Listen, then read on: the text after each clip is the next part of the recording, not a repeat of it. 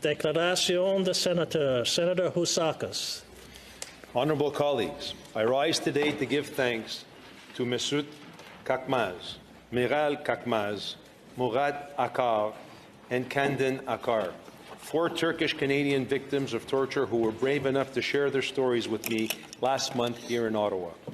In September 2017, teachers Mesut and Miral Kaçmaz, along with their 2 children, were illegally abducted from Pakistan and taken to Turkey, where they were arbitrarily detained and tortured. Murat Acar was a radiologist and his wife Candan, a teacher, when they, along with their 2 children, were illegally abducted from Bahrain and sent to Turkey in October 2016, where they too were arbitrarily detained and tortured. These 2 families sought refuge in Canada after escaping persecution in Turkey and are now proud to call Canada home.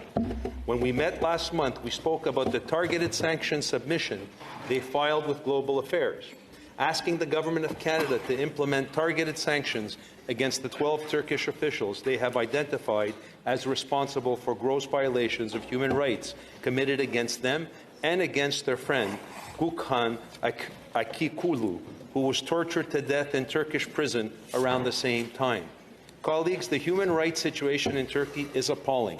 What happened to these Canadians are but examples of serious and worrying escalation of human rights abuses in Turkey.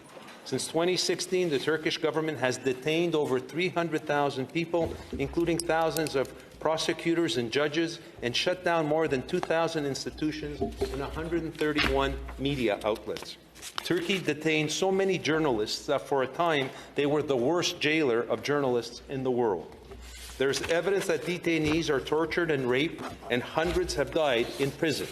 United Nations mechanisms, including the UN Working Group on Arbitrary Detention and the UN Human Rights Committee, have found repeatedly that Turkish officials are responsible for serious human rights violations in this context. Impunity is pervasive in Turkey, and as a Turkish law enforcement is demonstrably unwilling to penalize those responsible, it is up to the international community, including Canada, to hold to account those officials that are responsible for gross human rights violations, especially, colleagues, now that we have Canadian victims of the Erdogan regime.